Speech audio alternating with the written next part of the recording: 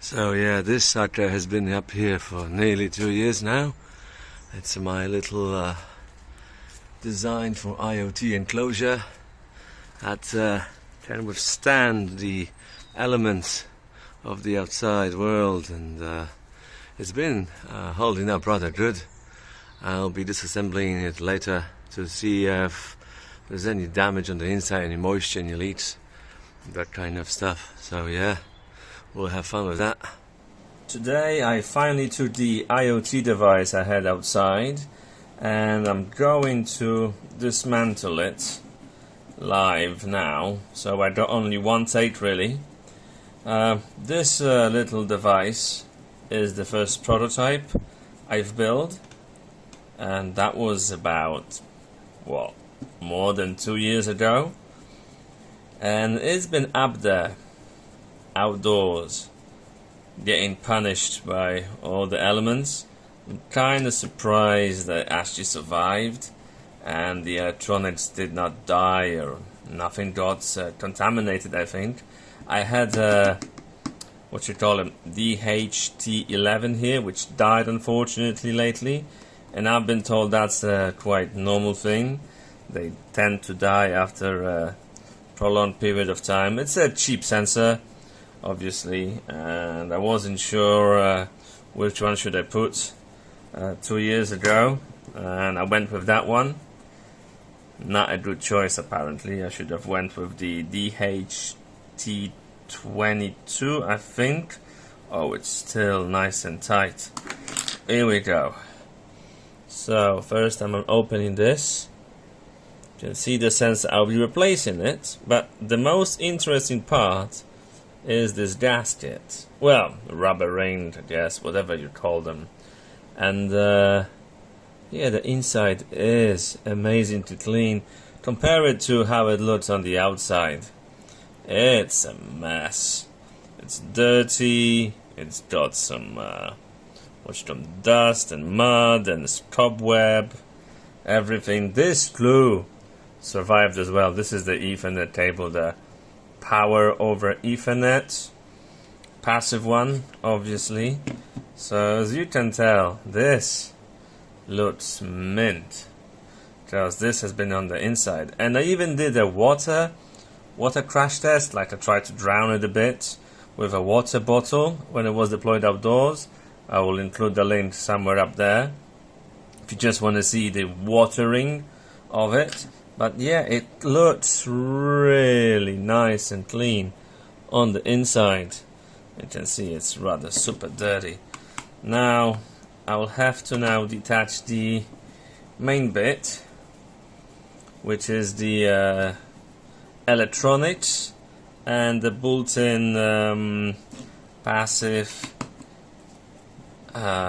passive PoE, and that should be in the box as far as I remember. It should be here. Can you see this? Yeah, you probably can now.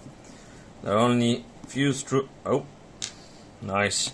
Only few screws left, and again, only one go at this because I can't really open it for the second time, can I? So yeah, this is the first framework, even the software-wise, I've built. I might also post a link here for you to have a look what it actually is. That's like a 10-minute video, and obviously since this version it got upgraded to something much better. Oh, I got the screw out as well. That's cool. So only 3 to go. So this is just a basic one. It only reports few things. Like I think I only had like 5 or 7 options, so not many. But at the time I thought, yeah, screw it. I'm just gonna get something going and not really worry about anything much.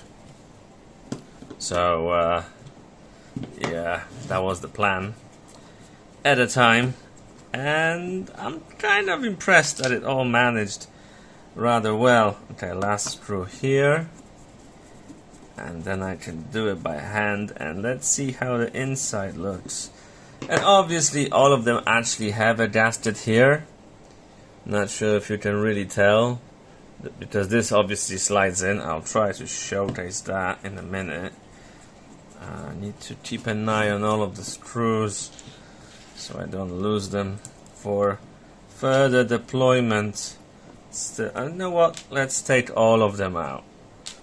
I can put them back together later. Let's see if this... Oh, lovely. So you can tell this is rather... Well, it's not damaged, but it's not the same texture as... Here we go. Nice and beautiful. Nearly brand spanking new. So we got this. And here we go. The insides. So you got the passive PoE. Goes into the ENC28J60, I think it is. A very nice and stable module. And the other one goes to the breaker, whatever you call it, that splits the power, and it's connected directly to the VIN and the ground. This is what powers the entire thing. But look at that mint condition inside. Like new. All of my, obviously there's the ring. Oh, look. Oh, this is amazing. As you can see, up top, here, it's nice and dirty on that side, because that's the bit that was up. Yeah, so all the crap was falling on here. So you can see it actually got into the groove. Yeah, but then when the rubber ring, whatever it is, the rubber ring stopped it, and underneath here, it's nice and clean. Not sure if any other part of this has the same feature.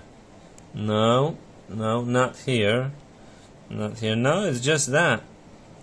And when you watch the other video when I just pour water over it, you should see that it's quite a bit of water going on, and it still didn't go in, because all of this, yeah, it's still working. It's perfectly operational, and it will be going back today or tomorrow whenever I'll have the time to put it up, because I might be going to judo tonight. That's always fun. Not. And yeah, so it all looks really good. I will be replacing the this sensor with obviously a DHT11, because that's what this board is programmed with. That's what it understands. I'm not gonna replace it with DHT22 because that will not work. And I'm not sure if I should put it back up again, or maybe it survived this test of time. And yes, this is PLA, and I don't see any visible level of degradation. Everything's fine. The screws were tight in still. Even if I don't screw it to anything on this side, it just goes into the plastic. So summer, winter, and this is absolutely fine. Although obviously in England we don't get like -20 or anything. But the actual summertime, you can get like +30, +32, 28 degrees sometimes. So it actually managed to survive some of the abuse from Mother Nature. So yeah, there you have it. A successful project, a total DIY thing to put in the electronics into an enclosure and keep it kind of weatherproof. I know you can buy like electrical boxes, whatever they're called, with all the, you know, the rubber ring and everything designed for you, but this is like a purpose built to house a specific type of stuff. And as a hobbyist, I do enjoy the fact that it has survived this long, and it's been rather successful. So yeah, that's it. Have a good one. Cheers.